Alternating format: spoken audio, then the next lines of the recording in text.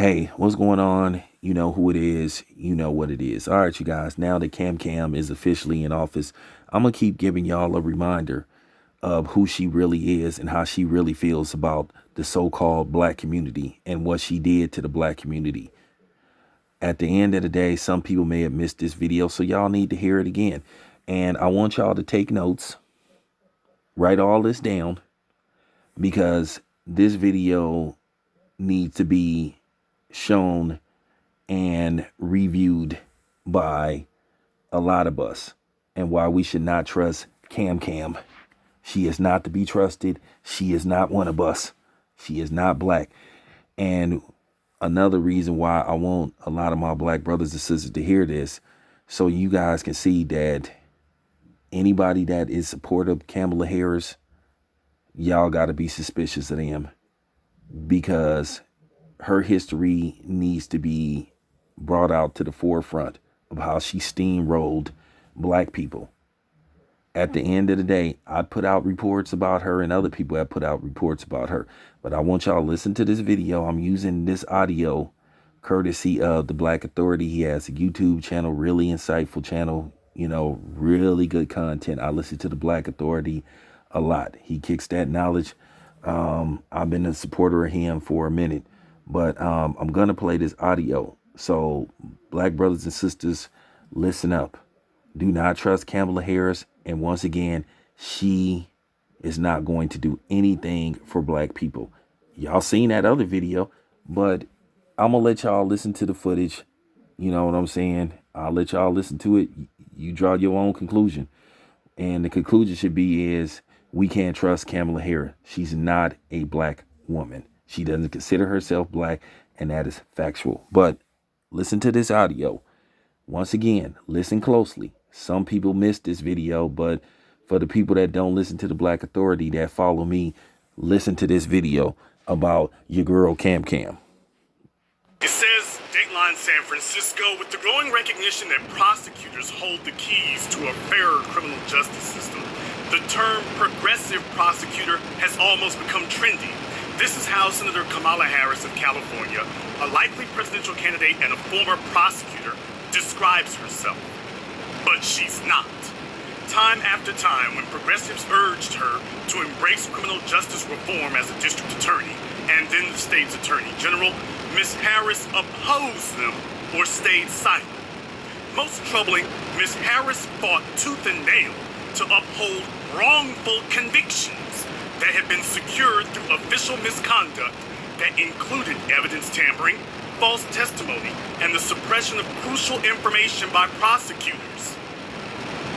So what this tells you first and foremost here is that when Kamala Harris had the option of standing by innocent people or standing by prosecutors, Kamala Harris has consistently chosen to stand by prosecutors against the people. This is me explaining this to you here. We'll get back to the article in a second. But that is what she's chosen to do time and again. And as you get more details from this article and from tonight's program, it's going to get worse and worse and worse. The story goes on to say, consider her record as San Francisco's district attorney from 2004 to 2011. Ms. Harris was criticized in 2010 for withholding information about a police laboratory technician who had been accused of intentionally sabotaging her work and stealing drugs from the lab.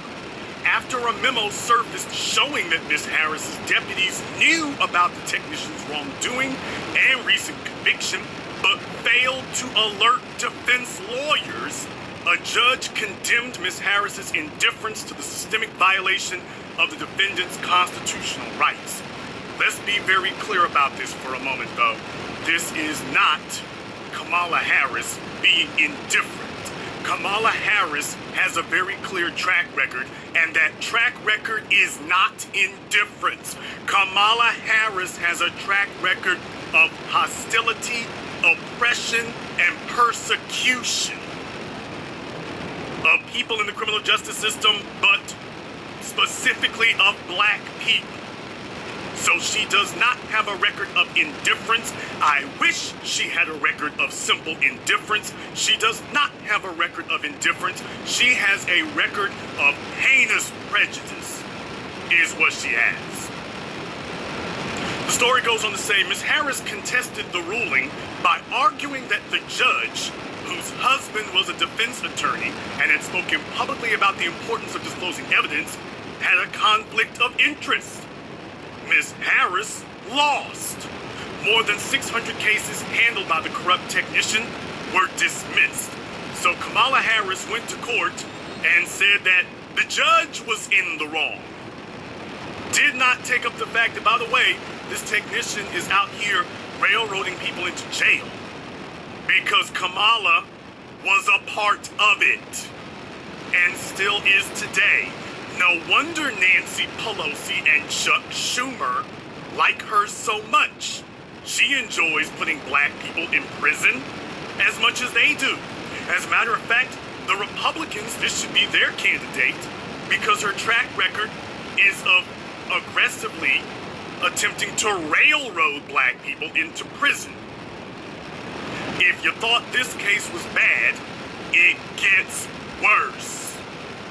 The story goes on to say, Ms. Harris was also championed state legislation under which parents whose children were found to be habitually truant in elementary school could be prosecuted, despite concerns that it would disproportionately affect low-income people of color. Someone needs to call Baraki Sellers and let him know that Kamala Harris, if you want to defend black women, you might want to start by defending black women against Kamala Harris. Because if you do, we find that when we put these laws into place, while black people and white people might commit the same offense, the prosecutor's office will consistently only target black people. So you will have truant white kids walking the streets, and yet Kamala would like to be able to round up a whole bunch of black folk. She knew this, it was pointed out to her, and that's where she stood. And as bad as this is, it gets worse. The story goes on to say Ms. Harris was similarly regressive as the state's attorney general when a federal judge in Orange County ruled that the death penalty was unconstitutional in 2014. Ms. Harris appealed. Now, this is one thing in particular here. It is one thing to talk about truancy. That's bad enough. But this is a woman who has consistently stood for the death penalty, which, as we know in the United States, is simply ethnic cleansing that disproportionately targets black people and gives prosecutors and states the ability to murder black people. There have been dozens, if not hundreds, of wrongfully convicted black people put on death row, and some even executed. And Kamala Harris has stood by it and given it the thumbs up. Story goes on to say, in a public statement, she made the bizarre argument that the decision, quote, undermines important protections that our courts provide to defendants. The approximately 740 men and women awaiting execution in California might disagree. By the way, think about that for a moment. Over 700 people are on death row in California, and Kamala Harris says that executing them is upholding their constitutional rights. No, this is seriously what she said to defend it. Talk about doublespeak. Talk about newspeak. You thought I was kidding about being Orwellian in 1984. Kamala Harris tells you that executing you against you, violating your constitutional rights by executing you, is upholding your constitutional rights. That wrongfully executing you is doing right by you. This is the real Kamala Harris. But it gets worse. In 2014, the story goes on to say she declined to take a position on Proposition 47, a ballot initiative approved by voters that reduced certain low-level felonies to misdemeanors. She laughed that year. No, we mean literally laughed, people. I'm telling you, she literally went ha-ha when a reporter asked if she would support the legalization of marijuana for recreational use. Ms. Harris finally reversed course in 2018, long after public opinion had shifted on the topic. So Kamala Harris wants these tools in place that disproportionately give her the ability to target black people, and let's make no doubt about it, in Colorado and everywhere else where they try to, quote, legalize marijuana, black people are still being arrested for it. For those of you who were thinking that was going to get you out of it, black people are still being arrested for it. Kamala Harris still wants those tools. And it was only last year when she decided she wanted to run for president that all of a sudden she doesn't want to stand behind prosecuting marijuana anymore. Now, let's be clear. I am against marijuana use, but I also acknowledge how the system targets black people. White people and black people use marijuana in equal numbers, and yet 90% of the people convicted and prosecuted are black in many places in America. In most places, black people are the majority. We're 13% of the population, but over 50% of the defendants in simple marijuana possession cases. When it's time to prosecute, white people are overlooked by Kamala Harris and her kind. But wait, it gets worse. It gets worse. No, just hang in there for a moment. I know this is kind of tough for you, but believe it or not, it gets worse.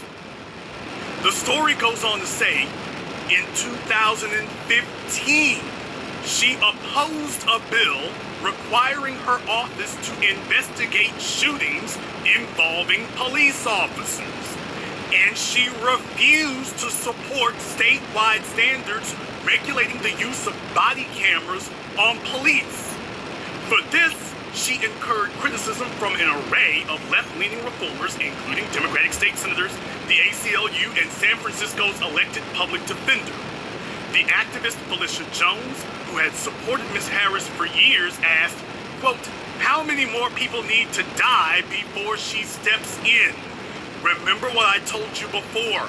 I wish that Kamala Harris were indifferent about defendants in the court system. I wish that the worst of her crimes were that she were indifferent. Kamala Harris is not indifferent. Kamala Harris has hateful prejudice. She believes in oppressing and justifying a police apparatus that kills black people. What part her upbringing plays in this, I'm not sure. What part her conditioning plays in this, I'm not sure. But the bottom line is that this is a woman who has no ties to black society whatsoever, no connections, and they're attempting to fabricate some phony, outrageous ones at the last minute. In the last 6 months, and particularly the last 6 days, her campaign and the Democratic Party have been furiously attempting to fabricate and manufacture connections to black society. But I submit to you that this is Kamala Harris's connection to black society. But wait, it gets worse. Now, I want to go into some cases that she was involved in. There was the case of George Gage, an electrician with no criminal record who was charged in 1989 with sexually abusing his stepdaughter, who reported the allegations years later. Stepdaughter did. The case largely hinged on the stepdaughter's testimony, and Gage was convicted. Afterward, the judge discovered that the prosecutor had unlawfully held back potentially exculpatory evidence, including medical reports indicating that the stepdaughter had been repeatedly untruthful with law enforcement. Her mother even described her as a pathological liar who lives her lies. In 2015, when the case reached the United States Court of Appeals for the Ninth Circuit in San Francisco, Ms. Harris's prosecutors defended the conviction. They pointed out that Mr. Gage, while forced to act as his own lawyer, had not properly raised the legal issue in the lower court as the law required. The appellate judges acknowledged this impediment and sent the case to mediation, a clear signal for Ms. Harris to dismiss the case. When she refused to budge, the court upheld the conviction on that technicality. Mr. Gage is still in prison, serving a 70-year sentence. But wait, brothers and sisters, as bad as that is, it gets even worse. I want to go back to this article again and introduce you to a man that most of you are not aware of, but after tonight you will be, and it may haunt you. This man is Kevin Cooper. Kevin Cooper is on death row, and Kamala Harris has been fighting tooth and nail to execute this man. Despite the evidence that clearly points to his being innocent. This is the real Kamala Harris. From the New York Times story, then there's Kevin Cooper, the death row inmate whose trial was infected by racism and corruption. He sought advanced DNA testing to prove his innocence, but Kamala Harris opposed it. After the New York Times expose on the case went viral, however, she reversed her position. And by the way, she has a habit of doing that. It's only after the media picks up on a case and explains that this woman is in the middle of wrongdoing, it's only after it gets publicity that all of a sudden Kamala Harris starts changing her positions, not based upon the law, not based upon the people, not based upon the polls, as you saw from Proposition 47, not based upon what is right or what is wrong. Kamala Harris sees herself as a lean, mean, black male prosecuting machine. And she wants to get brownie points and credibility with the right-wing white supremacists and the left-wing white supremacists, the Republican white supremacists and the Democratic white supremacists, because she does not see herself as a part of black society. She sees herself as a part of some other. And her record in office, you can't tell anybody who wants to try to dispute what we're saying tonight, explain how we're wrong, explain how these facts are untrue. Mathematics is not misogyny.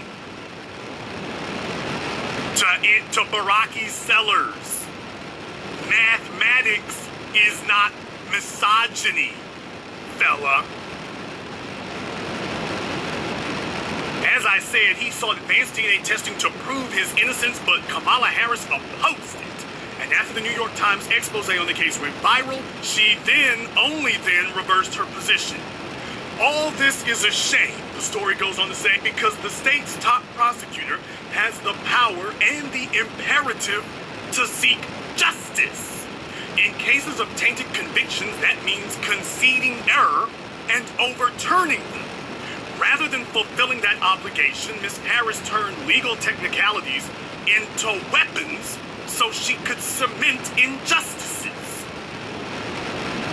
In The Truths We Hold, Ms. Harris's recently published memoir, she writes, quote, "America has a deep and dark history of people using the power of the prosecutor as an instrument of injustice." Well, she ought to know, shouldn't she? She adds, "I know this history well, I bet you do. Of innocent men framed, you should, you did some of them. Of charges brought against people without sufficient evidence, of prosecutors hiding information that would exonerate defendants of the disproportionate application of the law," end quote. All too often, she was on the wrong side of that history. Absolutely, positively true. Kamala Harris is one of the bad guys. If you want to shows that in many cases she has been to the right of Jesse Helms.